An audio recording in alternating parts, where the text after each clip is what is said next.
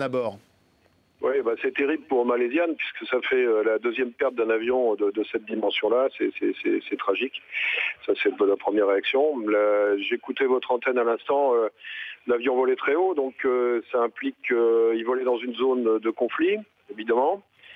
La première réflexion que ça peut inspirer le comité de veille de la sécurité aérienne, c'est par exemple, est-ce que les avions de ligne ne devraient pas éviter les zones de conflit déclarées comme c'est le cas dans cette zone-là. Quelles sont justement les règles de sécurité pour le pilote lorsqu'on sait qu'on va survoler, comme vous le dites, une zone de conflit, et c'est le cas de cette région à l'est de l'Ukraine?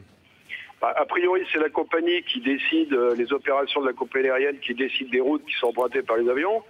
Bon, reste toujours la possibilité pour le commandant de bord et l'équipage de demander une route un peu différente, mais c'est pas dans les usages. Donc en général, les avions prennent les routes. Il faudrait qu'il y ait une zone d'exclusion qui soit prononcée au niveau international, qui fasse l'objet d'un NOTAM, qui désigne cette zone-là comme dangereuse à survoler, et donc dans ce cas-là, les avions seraient contraints de l'éviter. C'est-à-dire que 10 000 mètres d'altitude, c'est très haut, mais ce n'est pas suffisant pour échapper à un missile. Non, il y a des missiles solaires qui sont très performants. Bon, d'après ce qu'on nous dit, les rebelles n'en disposent pas, on n'en sait rien. On peut aussi envisager un avion en l'air qui lâche un missile qui est pas parti dans la bonne direction. Enfin, là-dessus, on n'a aucune information. Simplement, ce qu'on peut constater, c'est qu'en une zone de conflit déclarée et que l'avion disparaît juste à ce moment-là, on peut se poser la question de savoir est-ce qu'il n'y aurait pas dû y avoir un NOTAM pour interdire aux avions de ligne de survoler cette zone. Et est-ce que vous, à titre personnel, vous avez déjà eu peur, vous avez déjà eu des consignes pour éviter certaines zones quand vous étiez en activité? On a une assez grande liberté de choix. Par exemple, je pense à la zone de conflit d'Israël, où nous allions régulièrement, qui est une zone de conflit. Bon, alors après, c'est à nous de voir effectivement s'il peut y avoir danger à la desservir ou pas la desservir.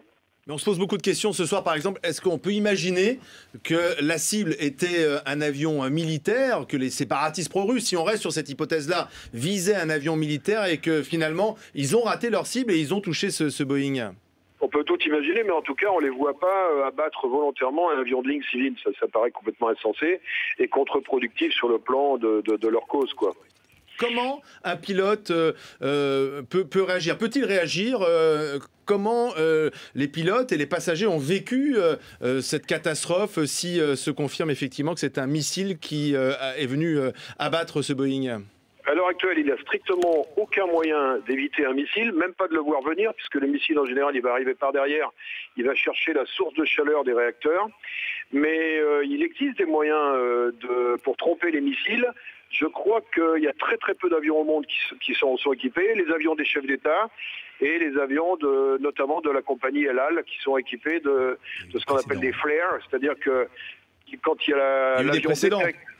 l'avion détecte un missile, il lâche des leurres qui trompent le missile et qui empêchent le missile de frapper l'avion. Mais encore une fois, il y a très très peu d'avions de ligne qui sont équipés. Ça coûte une fortune d'équiper un avion de ligne avec ça. Oui. Autrement dit, ils ne se sont pas rendus compte de ce qui leur arrivait? Ah non, ça, certainement pas. Si un missile a frappé l'avion, d'abord ils l'ont certainement pas vu venir et ça a été immédiat, brutal. L'avion s'est disloqué en vol, c'est quasiment instantané, quoi. Et est-ce que vous imaginez qu'un missile qui ne devait pas toucher cet avion puisse s'être approché et les toucher par erreur? Oui, c'est tout à fait possible, puisque le missile va se caler a priori sur une zone de chaleur, comme je vous le disais, sur de l'infrarouge, sur les réacteurs. Donc, s'il a capturé les réacteurs de l'avion de ligne, enfin la source de l'avion de ligne, il s'est fixé dessus et il a abattu l'avion de ligne. C'est tout à fait envisageable, malheureusement. Oui. Alors, parce que là, c'est l'hypothèse du missile qui n'est pour l'instant pas officielle, même si elle est évoquée par les autorités ukrainiennes notamment. Quelle autre hypothèse possible? Une autre hypothèse possible, non, j'en vois pas vraiment. Ça paraît pas une collision en vol. Il y aurait eu un autre avion, donc on serait au courant. Non, j'en vois pas d'autres non plus. Explosion de réservoir, le feu à bord. La coïncidence pour que ça soit. Alors bon, on peut pas l'exclure. Après tout, un problème technique d'une gravité telle qu'elle n'est même pas permis à l'équipage de communiquer. Ça peut arriver dans des cas extrêmes. Enfin là, du coup, on aurait un équipage qui communique pas, qui passe pas un Mayday, et on est pile poil au niveau d'une zone de guerre. Donc ça fait quand même beaucoup de coïncidences, quoi.